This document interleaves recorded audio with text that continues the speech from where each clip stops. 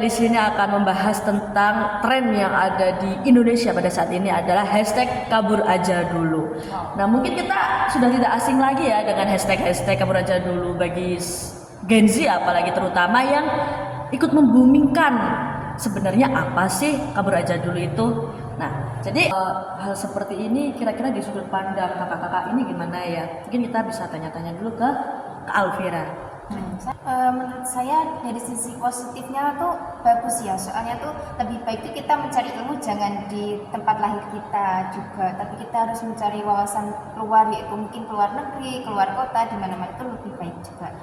Tapi kalau dari maksudnya dari Kak Naila tadi kan kayak mungkin PR bagi para pemerintah gitu ya, jadinya para mahasiswa itu kurang nyaman di tempat kuliah kita sendiri. Karena apa? Mungkin karena lingkungan dari teman-teman kita juga kayak zaman sekarang tuh lebih kayak suka tren kelihatan, oh ini loh aku kuliah, kayak suka bikin story di sosial media seakan-akan kita tuh keren di kampus, tapi nyatanya apa? Nyatanya kosong. Kita kita kuliah juga cuman sekedarnya ya, kayak cuman PPT, apa pemahaman kita cuman dari juga AI, kita juga kayak apa namanya Kak? Pokoknya masih berada di lingkup zona nyaman. Iya, zona nyaman, tapi dengan mengatasnamakan kita ini kuliah loh, kita ini beneran kuliah loh. Tapi nyatanya kita ditanyain ini juga masih bingung tanpa tidak melihat handphone pun seperti itu. Jadi kalau di luar negeri itu saya lihat juga di Jepang ya, orang-orang di sana para mahasiswa tuh beneran loh, yang mereka tuh belajar tuh beneran serius, baca di perpus tuh ya baca. Kayak sosial media tuh enggak loh, mereka tuh enggak megang HP yang untuk tren yang sekarang, apalah TikTok atau apa, bikin status yang terlihat keren atau outfit yang ini dilihatkan, ini loh aku tuh keren gitu. Tapi di sana tuh lebih mengutamakan otak gitu.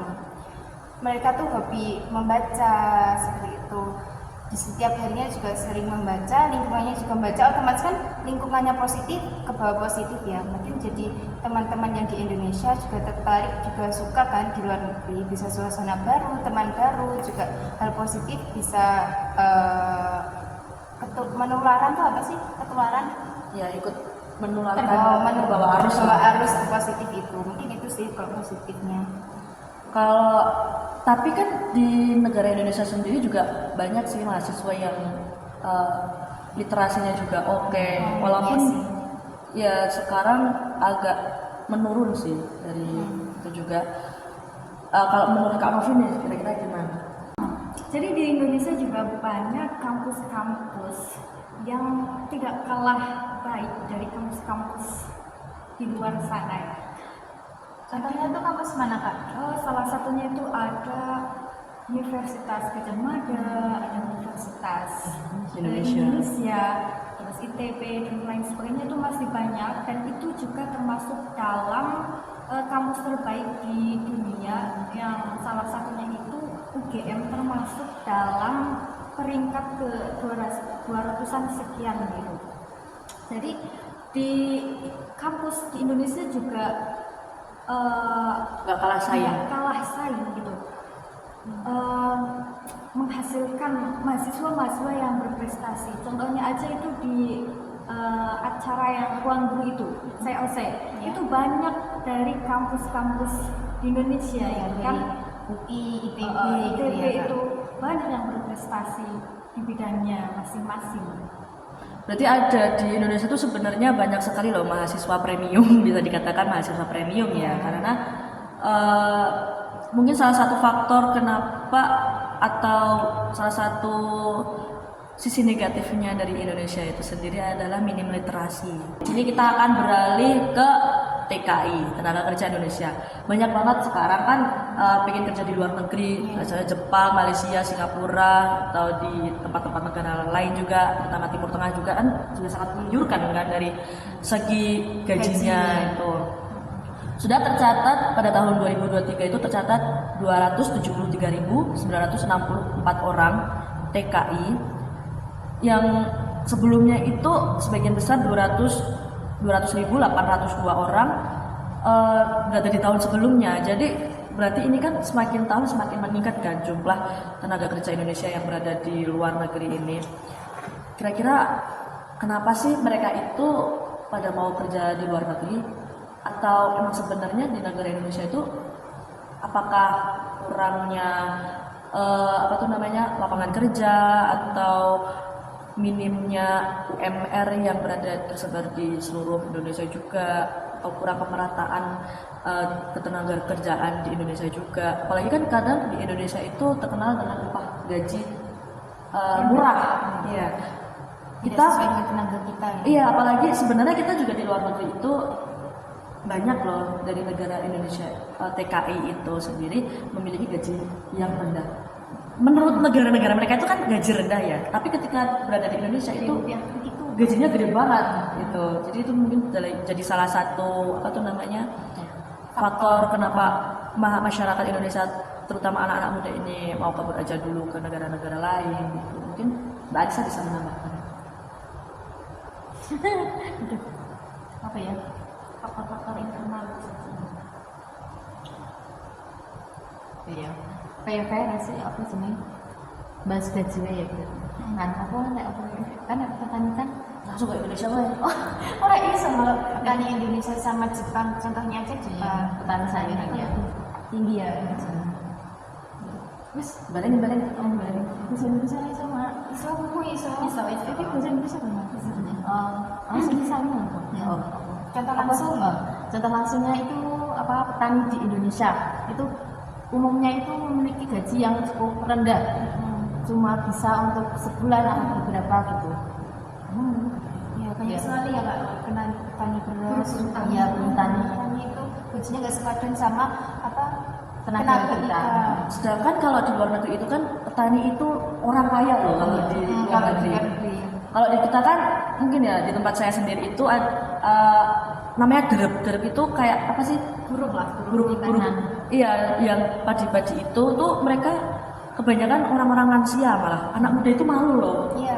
Petani, kenapa sih mereka tuh malu jadi seorang petani atau orang yang berkebun gitu. Sedangkan kalau di luar negeri itu sebagai petani berarti kita orang kaya. Nah, apalagi mereka di luar negeri juga kan teknologi sudah maju kan.